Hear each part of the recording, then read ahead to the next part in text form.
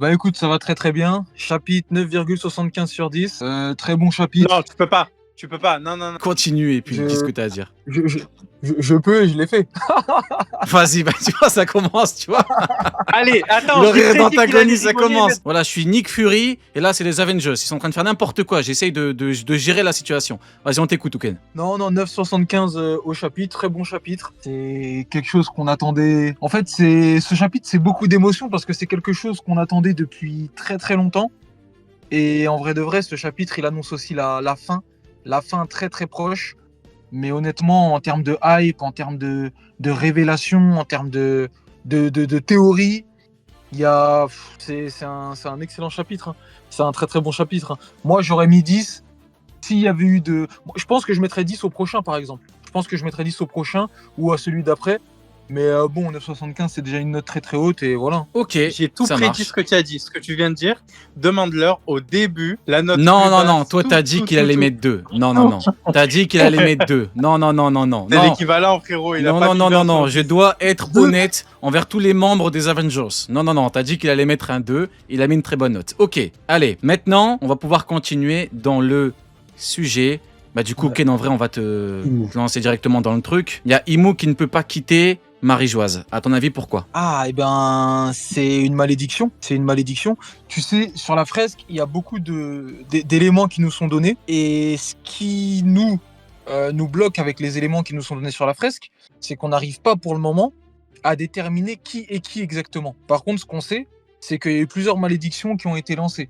La mer, la terre, etc.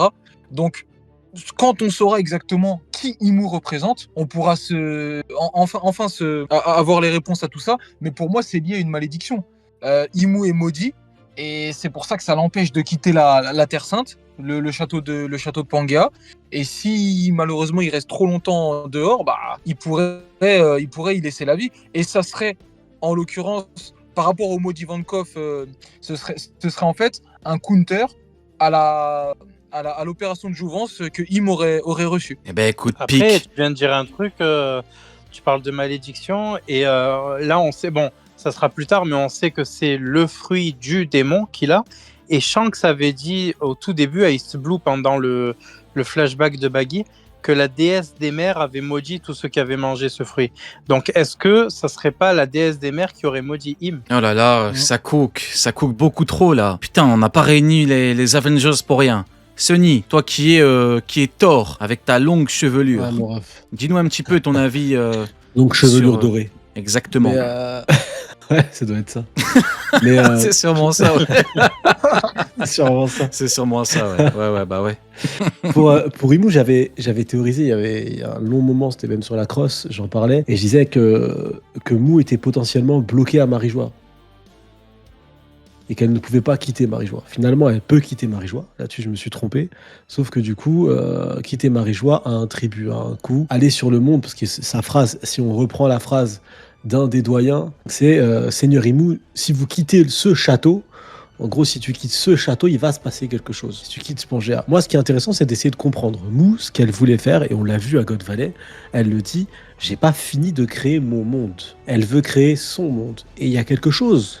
Koda nous a teasé, nous a parlé rapidement, on le voit juste avant le fameux île Riet. Je vais citer par exemple le pont Tequila Wolf. Il y a des ponts énormes qui sont en construction, qui sont en lien avec la création du monde de Imu. C'est des ponts qui sont là qui sont en création depuis des années et des années. Donc oui, il y a vraiment l'objectif de vivre en hauteur, de ne pas vivre en bas, de ne pas vivre avec la plèbe. On se demandait pourquoi, et ce qui est intéressant, c'est qu'il y a peut-être des indices donnés par Oda avec les Tenryubito qui, soi-disant, ne veulent pas respirer le même oxygène que les autres en mettant un casque, scaphandre sur le crâne. Mu ne peut pas aller sur la Terre. Je pense pas qu'elle va mourir, parce qu'au final, ça voudrait dire abandonner son monde. Et je vois pas quelqu'un abandonner 800 ans de construction pour aller soulever Joy Boy et Nick Dog. Ça, j'ai surtout pas comme ça à ce moment-là. Pas après avoir lancé Uranus, pas après avoir fait un plan pour que Mother Flame soit fabriqué. Ça, j'y crois pas trop. Je pense pas du tout qu'elle veuille se sacrifier ou qu'elle est en train de mourir. Par contre, je pense qu'elle va être diminuée. Et tant mieux. Parce que pour moi, je sais qu'il y a une théorie, et j'en parlais avec le frérot Henrik, il y a une théorie qui veut que Mu va mourir à Elbaf. Pour moi, Mu ne peut pas mourir à Elbaf. C'est impossible. Parce que si elle meurt, Ça veut dire que les membres du Gorosei qui sont transformés vont mourir aussi. Ça veut dire que la marine, qui a des êtres abjects qui n'ont pas leur place dans le nouveau monde, qui doivent mourir, ils vont faire allégeance à qui? C'est qui va les... J'y crois pas du tout. Par contre, ce qui est intéressant, c'est que le Mou qu'on va voir là, qui va nous... Ouais, désolé, je dis elle encore, mais c'est un réflexe. Mais Mou, ce qu'on voit là à Elbaf, va nous traumatiser. Et va nous traumatiser tout en étant diminué. Et parce que le vrai combat, l'affrontement énorme, il a déjà été teasé. Et il faut pas oublier qu'il y a une prophétie de Shirley qui annonce la destruction de l'île des hommes poissons des mains de Luffy. Parce que Monkey D. Luffy va revenir dans cette zone. Et Monkey D. Luffy va monter à Marijois. Et l'affrontement final se passera à Marijois contre Imu. Et si on suit la fameuse prophétie de Barbe Blanche, c'est après avoir trouvé le One Piece. Donc pas tout de suite. Là, c'est le premier round. Et souvent, Luffy, le premier round, il se fait déboîter la gueule. Voilà. Là, il faut juste qu'on soit choqué. Mou va être diminué. Et tout en étant diminué et affaibli en crachant du sang, elle va tous les foutre à poil. Je trouve ça intéressant, en tout cas. Le fait qu'elle soit diminuée en quittant, je trouve ça bien. Mais c'est forcément lié à ce qui s'est passé il y a 800 ans. Il y a le time-out de retour aussi. Hein. Je pense que... et à partir du moment où tu introduis ce personnage-là comme ça, je pense qu'il va leur faire du sale. Mais de l'autre côté, il va y avoir un truc qui va le ramener à Marijoise. Ah bah pour moi, c'est... On va en parler, pour moi, on va en c'est parler. Gunko. Là, on est vraiment... Pour attendez. moi, c'est Gunko, mais on n'a pas... Moi, pour conclure avec ce sujet-là, moi, j'ai une théorie de fou par rapport à Imu. Moi, je pense qu'à un moment donné, le monde était dans les ténèbres complètement, que Imu, voilà pourquoi dans la fresque, en fait, on a Imu qui prend le soleil. Imu a dû confisquer le soleil ou empêcher le soleil de d'émettre sa lumière, etc. Et donc, on était dans un monde de ténèbres, avec tous les démons, etc. Sauf que on a eu un sacrifice de Nika, le dieu soleil. Le soleil est revenu, et Imu, le diable, a été maudit par le soleil, qui ne pouvait plus, du coup, revenir sur Terre. Et le sacrifice de Nika a fait que, il a sauvé l'humanité tout entière. Neil, est-ce que t'aimes bien, est-ce que t'aimes pas? Sois honnête, hein, si c'est de la merde, tu dis que c'est de la merde. Il y a des traces mythologiques dans ce que tu dis. Je pense à Ra dans la mythologie égyptienne, qui a été forcé justement de devenir le soleil, mais qui était une divinité, donc des bras, des jambes, une tête. Tu vois, etc. Neil, c'est pour ça que je t'aime bien. Tu vois? Que tu piques, P-E-A-K, que tu piques avec toi, Neil. Tu vois? Tu mérites ta place. Attends, si Sony c'est Thor, ou Ken c'est Hulk, toi tu es... Ah non Ah Toi, non, je suis Banner. Je suis Banner, je l'aime trop, Banner. Et bah toi t'es... Ah bah ouais, en plus, toujours énervé. Vas-y, c'est toi Hulk. Vas-y, on reprend. Désolé. On reprend. Vas-y, on reprend. Non, je l'aime. Ra a été obligé par la femme de Osiris, je me rappelle, Isis, je crois, a été obligée d'aller dans le ciel et de devenir le soleil. Ok. Parce que elle avait son nom secret, en gros, qui était donc l'une des phases de l'âme chez les Égyptiens. Et là, ce que tu dis, en vrai, ça, c'est à peu près le même délire. Alors, j'ai pas compris si tu commençais par le soleil ou par la personnification, mais en tout cas... Pardon, excuse-moi, Quoi? putain, je suis désolé. Non, pardon. C'est quoi? Il y a un mec qui a dit... Putain. Non, le mec, il a dit Neil, c'est le bouffon vert. Je l'aime bien aussi, hein. Putain. Vas-y, excusez-moi, je suis désolé. C'est la Cross Guild, c'est les émotions, c'est le chapitre, mec. C'est le chapitre. En plus, c'est Willem Dafoe, les gars.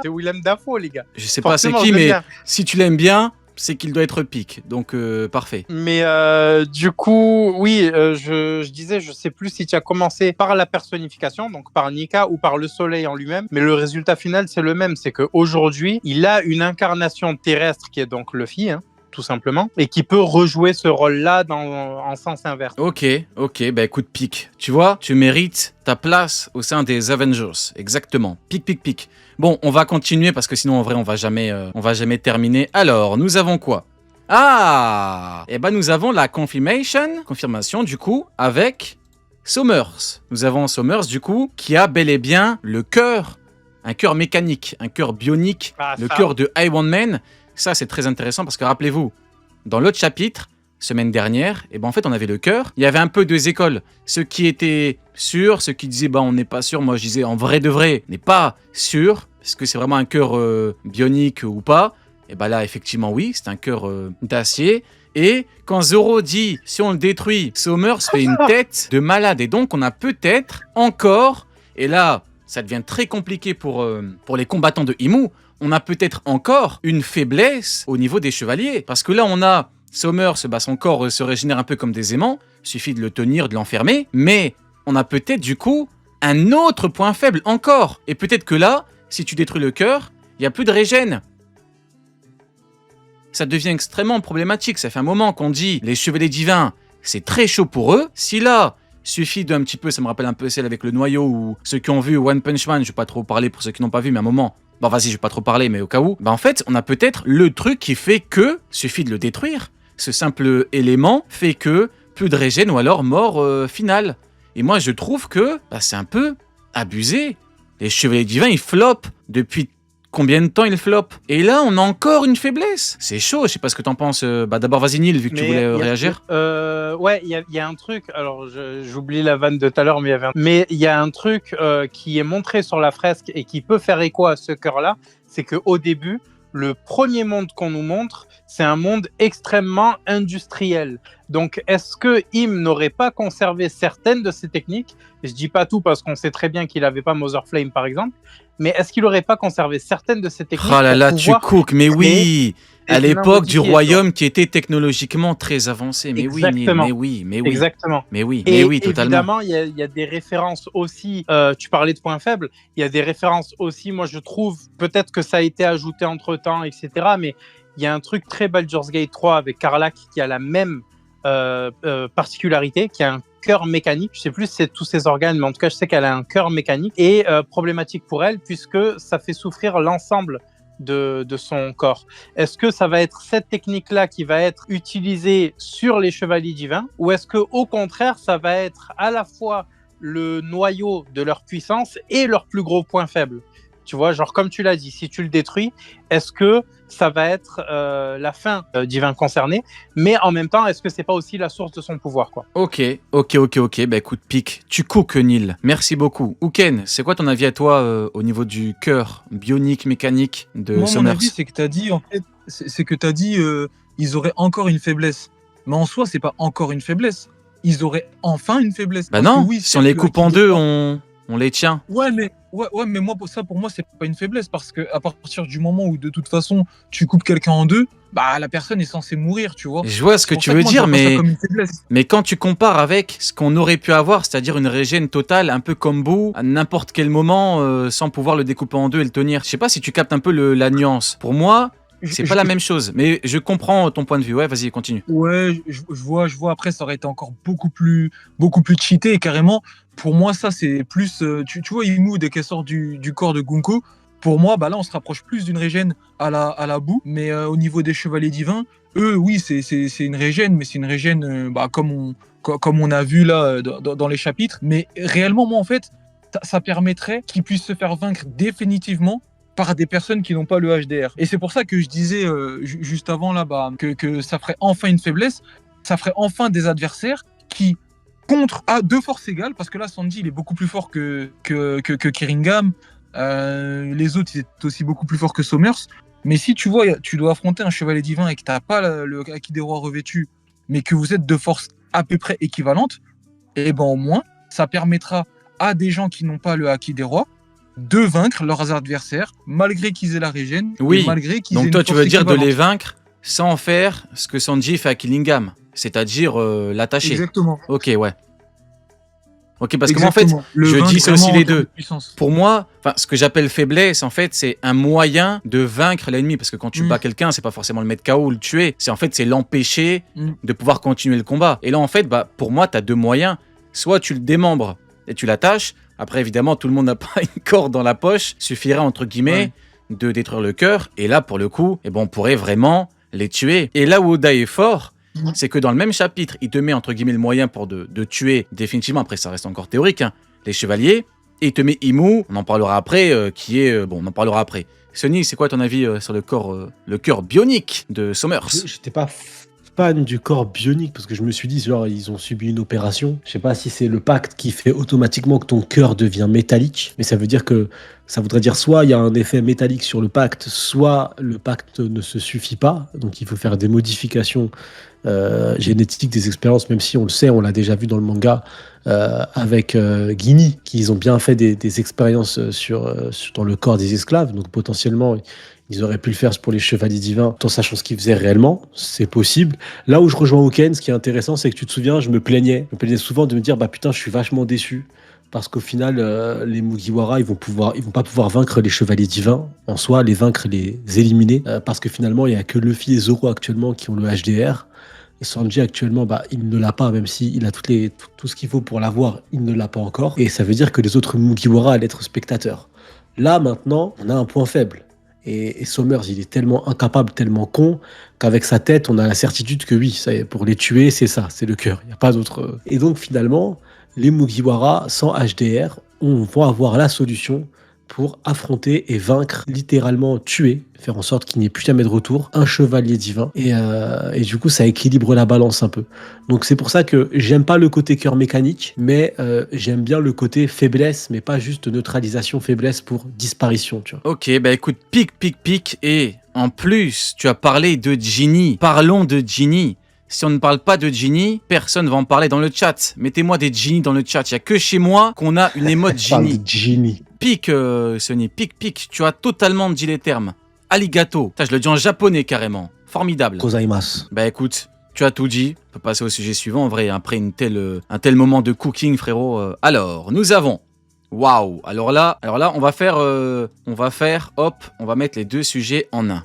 Alors, nous avons Franky qui dit. Ses os sont brisés, je le change en cyborg, donc là on voit bien que le combat, l'affrontement contre Gunkimu laissait des traces, il y a eu quand même des dégâts, mais surtout, regardez mon GOAT, Sanji. Sanji c'est plus Mr. Prince, c'est Mr. King. Il est en train de fumer une clope devant un chevalier divin. Le chevalier divin, il lui dit « Je n'oublierai jamais ton nom, Sanji, elle a dit le mien, je l'ai oublié. » Là, il faut aller chercher loin. Il faut avoir la vision. Rappelez-vous, Sanji, Thriller Bark, Kuma. Le GM, je serai leur pire cauchemar. C'est quoi le GM? Les combattants d'Imu et Imu.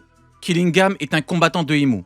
Killingham lui dit « Je n'oublierai jamais ton nom ». Alors, je sais pas si vous avez la vision, mais pour moi, ce moment est totalement épique. Ça m'a ramené des années en arrière. Sanji, sacrifice de Zoro. Bien vu. Totalement bien vu. légendaire. Tu vois, là, je suis satisfait. J'allais dire, en vrai, tu peux arrêter le chapitre là, mais vas-y, je vais pas abuser. Je vais pas abuser. Mais je sais pas ce que t'en penses, à toi, Sony. Là, pour le coup, bien vu, formidable. Bien vu, frérot, bien vu, j'aime bien. C'est en corrélation avec ce qu'il avait dit à Thriller Bark, et de toute façon, oui, ça y est, Sanji va être connu à travers le monde entier, et même du coup, les chevaliers divins, ils étaient là, je n'oublierai jamais ton nom, Sanji. Allez, dis le mien, j'ai oublié. C'est insolent, mais c'est ça y est, oui, Sanji, là maintenant, il est connu à travers le monde entier et il sera redouté. Et il était déjà connu, vu que maintenant c'était un commandant d'empereur. Donc les commandants d'empereur, c'est des pirates ultra connus à travers le monde. C'est les VIP des pirates, quoi. Mais là, même les chevaliers divins qui calculaient pas les empereurs, qui étaient occupés plus à gérer les politiques, les nations, les conspirations, même un chevalier divin, maintenant, il sait qui est Sanji et il ne l'oubliera jamais. Donc oui, ça y est, oui, ça résonne avec Thriller Bark et ça fait kiffer.